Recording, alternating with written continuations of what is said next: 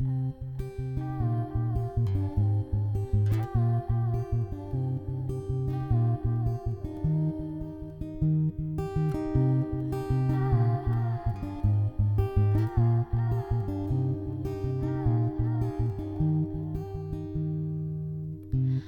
step outside and you won't try to kiss me.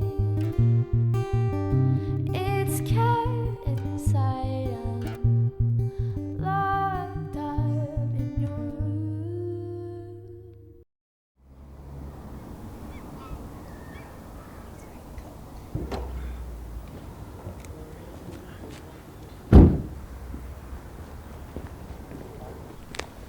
Hey, so looking forward to this weekend, are we? Yeah, I am. It'd be good to get a break from college. Yeah, it'll be really good fun. I'll take your bag. Thanks.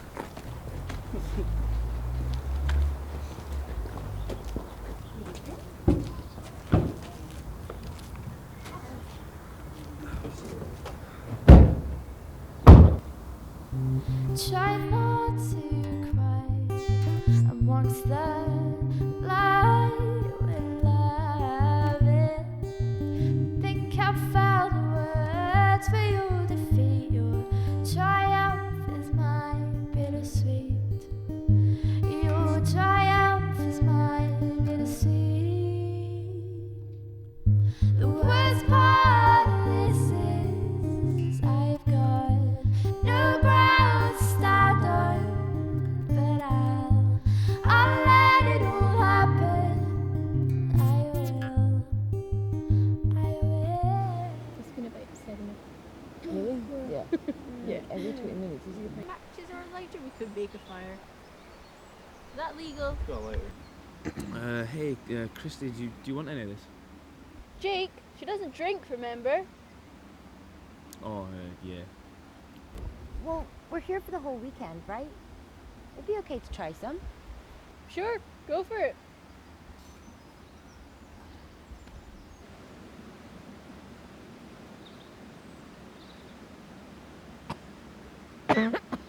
That is minging.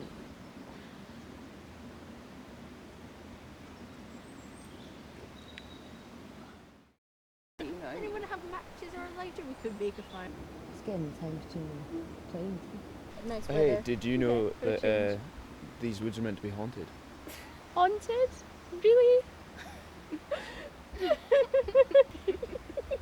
What's so funny? It's not funny. Is it even true? Of course it's not, Christie. He just wants us to start telling each other ghost stories. So I take it you don't want to hear the story of the China doll? Well, not really. Because I don't like China dolls either. I'll tell the story about the China doll. Jake always ruins it. Well, it all started with a little girl called Susie, and she wanted a China doll for Christmas. So, her parents decided to surprise her and bought her a beautiful China doll. She decided to call the doll Stan, and once she'd finished playing with it that night, she put it in the basement. That night she heard strange noises coming from the basement. What kind of noises? China doll in the basement. China doll on the stairs. China doll in your parents' room. Now they're dead. Susie then falls into a troubled sleep. Then in the morning, she goes to her parents' room, and they're dead. Oh, do you mind? No, actually. Well, yes, her parents were dead. But her older brother organized a funeral, and she did not play with her China doll that night. But she did hear noises coming from the basement again. China doll in the basement. China doll on the stairs. China doll in your brother's room. Now he's dead. She fell back to sleep, and in the morning, she went into her brother's room and found him dead. She stayed in her room all day and stayed in the darkness. She heard the chant one more time, saying, China doll in the basement. China doll on the stairs. China doll in your bedroom. She, in fear, she ran and hid under her bed. She could hear the China doll. China doll, I'm in your covers. China doll, I'm under the covers. China doll, now you're dead. Rah! would have been better if I'd told that story. Really? Well, you tell us a story. Well, I've got one that's a true story.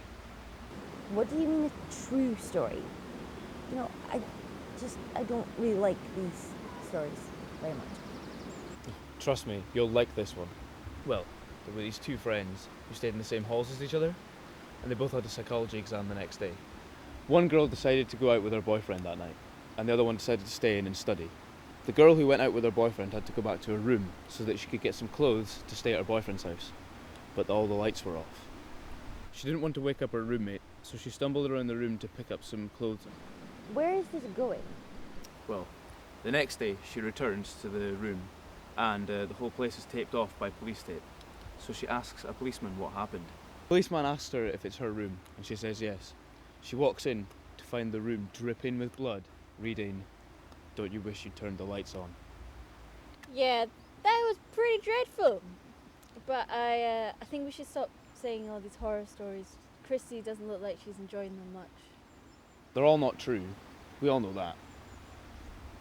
Oh, I know a story that's scarier than all of yours. Okay, but can this please be the last one? I kind of had enough now. Yeah, sure, but this one's really scary. You'll love it.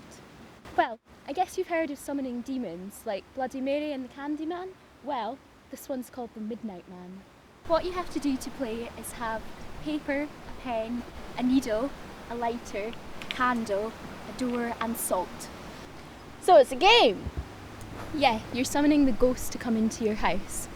What you then have to do is turn off all the lights and move to a room with no windows and a door that fully closes. Then you have to light a single candle with a lighter. You then have to write your full name on a piece of paper and prick your finger with the needle and let a drop of blood soak in. You then have to place the piece of paper in front of the door. The demon now knows your name. You then have to knock 22 times on the door in time to a clock. The last knock must occur when it strikes 12 a.m. Open your door, blow out the candle, and then close the door again. You have now summoned the Midnight Man. What happens now? Well, now you have to survive the Midnight Man. The rules are simple. Once he is summoned, you must instantly relight your candle. You must avoid him at all costs. You must move through the house in darkness to avoid him. The only way you can tell if he's near you, it will get cold. Your candle will blow out. You'll hear a low whisper, and then he'll appear in front of you. You must relight your candle within 10 seconds. If it lights, you're safe and you can continue with the game. If it doesn't, you must put a circle of salt around you and stay inside the circle until after 3:33 a.m.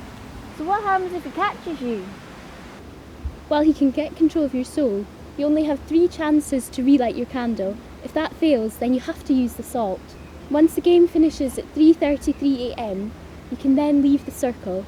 Once you hear a door closed, then the Midnight Man is gone. This sounds awesome. I love all this ghost stuff. It's like doing a Ouija board. This isn't funny. This isn't stuff that we should be messing with. Christie, wait!